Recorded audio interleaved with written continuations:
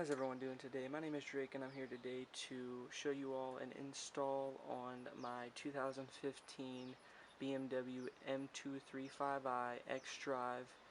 Today I'm going to be installing a INJEN technology cold air intake, and I'm just going to be walking you all through the steps, showing you all the provided tools and what it takes to install this product. So sit back, relax, and enjoy.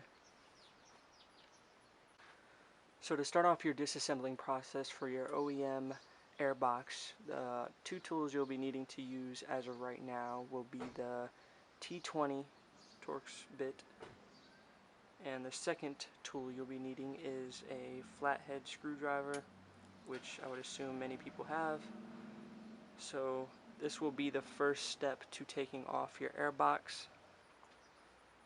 So the first step, you're going to use your flathead screwdriver to loosen this clamp right here. Once you have it loose, it should be easy to pop out, just like that. And for the second step, you're going to want to take your T20 Torx bit and take off the mass airflow sensor. There are two screws connected to it, and once you take it out, you can just put it to the side. If anything, you can use a mass airflow cleaner just to clean it out.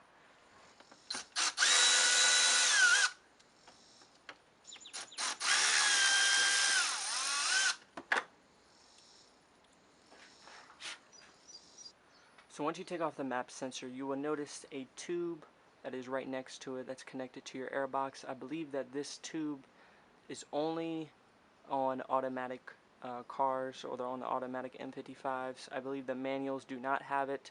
So for the automatic people that do have this tube connected to your airbox, what you're going to do is just simply pinch both sides of the connector and it should pop off. You got to give it a little bit of force, but it should pop off.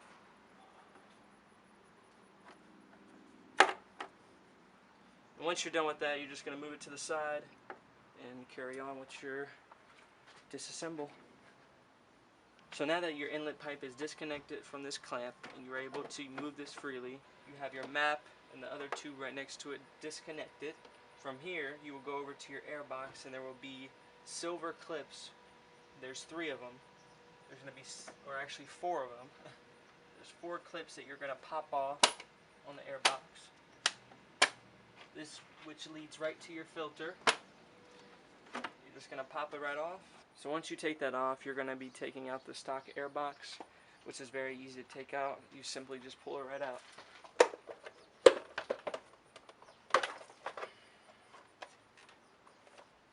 So once you're done with taking out your full OEM airbox, you're going to take the heat shield that comes with your new intake, and you're also going to take this rubber lining that will go on this hole, which is where the intake is going to go through. So you're pretty much just going to line this around this hole.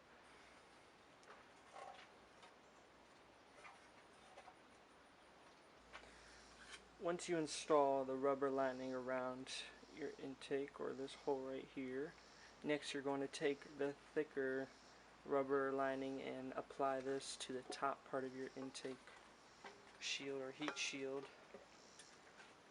Once you install your rubber linings onto your heat shield, which is the one on top and the one right here, you're going to take this rubber vibra mount, you're going to screw it in right to the back right here.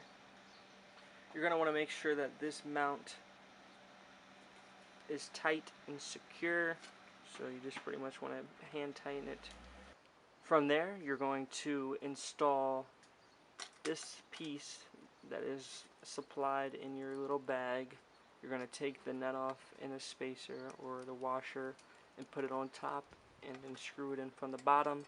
Just to let you know, this is going to be a 10 mil socket that will tighten it.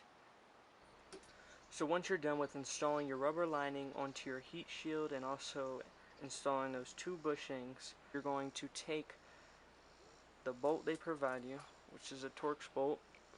You're going to take that in your washer and you're going to install it to your frame over here. So it's kind of hard to see. Sorry I can't get the best angle, but on the directions it tells you pretty specifically on where exactly it is.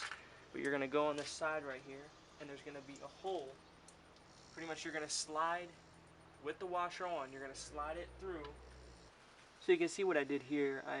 What I did was I put the washer in first, and from there I had slid the bolt right around the back side, and right now it's just sitting there. There's no nut or anything like that. So I have now installed my heat shield. So from here I'm going to take my intake tube, I'm going to take this and install it just like how you disassembled the OEM one. Just to note, this bracket right here is going to connect to the bottom bushing that you installed, which you screwed in. That's just going to go right into this little slot right here.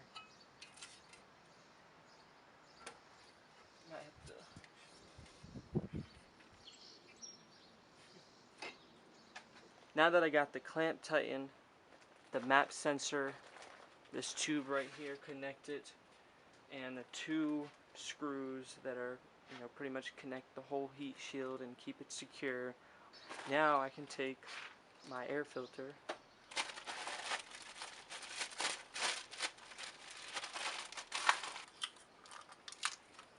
pretty much from here you're going to install your filter into the heat shield with the clamp obviously, and you're going to tighten it down, and from there we'll move to the next and final step.